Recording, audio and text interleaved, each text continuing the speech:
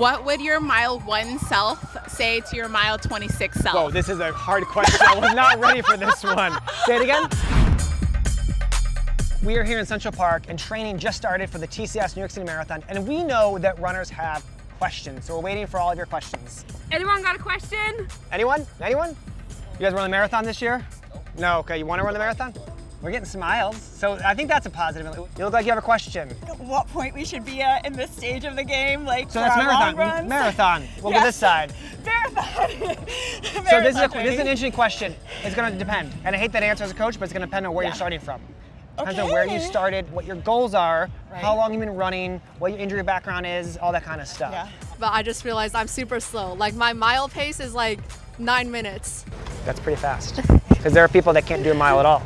That's true. Slow is relative. Yeah, I'm also trying to build muscle as well, so I don't know how to balance. Like, So you're doing strength work? I'm trying to. Okay, what strength work are you doing? You know, like hit training. Yeah. Perfect. So I think you do that 2 or 3 days a week with your running. Yeah. You'll get the strength. Okay. And it gives you body weights too. So even like after a run, so we do group training here in Central Park sometimes. We'll just do like tonight they have a marathon program. They do like squats after workout, planks, push-ups, balance work. You know, because running is a one-legged sport, so you try to balance yourself on one leg because that'll help your strength as well. Yeah. So all that will help you. Got a marathon question. Got a marathon question. I had a question about spacing out my long runs. Yeah. So I'm on a schedule right now where I go up to 12, but then I dial it back to 6. Yep. I go up to 18, then I dial it back down. Like, It's like a step, right? It's like a step. Yep. Is that necessary in your opinion? Or so there's different ways you can train. Yeah. That's one way. That's why I did my first few marathons. You did 1 week was hard, so a lot of miles, and then next week was a little low, and long winter down. That's a great way to do it because your body needs that recovery. Yeah. Another way, some plans, we'll do maybe 3 weeks hard and then a week off.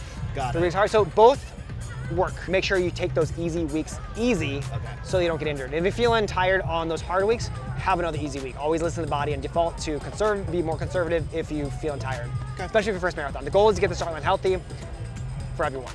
What would your mile 1 self say to your mile 26 self? Whoa, this is a hard question. I was not ready for this one.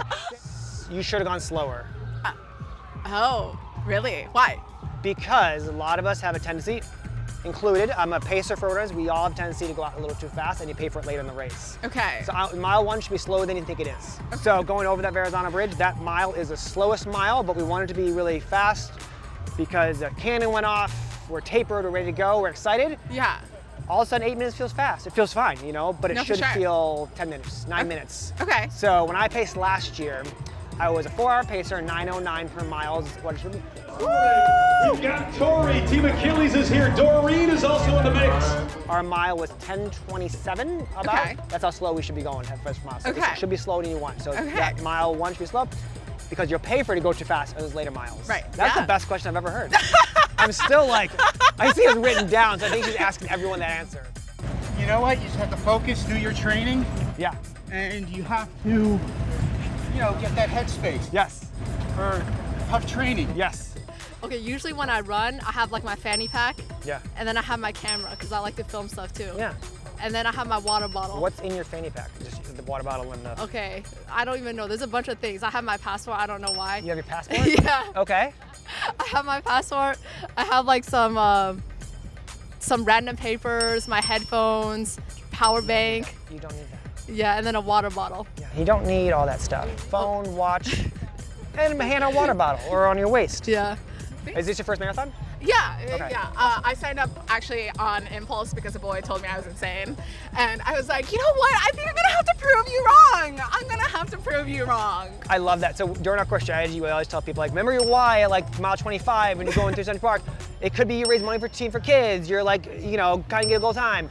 You lost a bet. This is a new one. This is a new why, which I love. Yeah. Everyone's got different whys. Impulse, he said I couldn't do it. It was on a date, and I'm going to do it to prove him wrong. Yeah, no, 100% out of love spite. that. That's so, awesome. Yeah. Somebody gave me advice. I want to hear what you think. Like, the key to a good marathon, so you feel good about yourself, is like do as many 20 or 18 and 20 milers as you can. Okay. Like 2 to 3 at least. Okay. What do you think about that?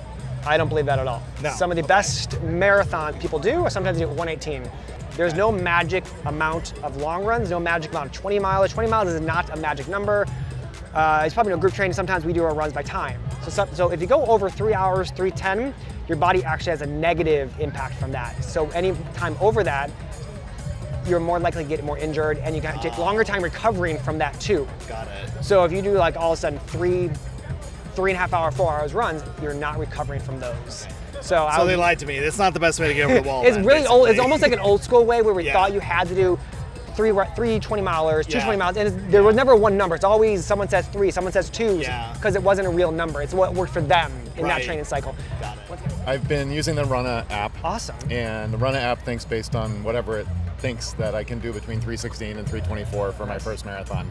The question is that time should I- accurate? Is that time accurate? Should I tone down my expectations and plan You have for more like a 15 weeks, 3:45? 14 Yeah, weeks to right. go. So you have a lot of time for that to go. Those times are pretty accurate for a lot of runners. Okay. They're also based on best case scenario in race Yeah, of day. course, sure. So Better I than would last still week go was. for that. Maybe you'll get 3:30 for your first one. Like, go for that goal. Yeah. I'm using it also. Mine seems very aggressive. I'm like, really, you sure? Okay. But a lot of success with the Runna NYRR Runna program. I would say stick with that, and you'll get those times down. And it's also been really humid right now. It doesn't Yeah, yeah. take into effect the humidity Right. and all the accumulation miles that you're doing right now.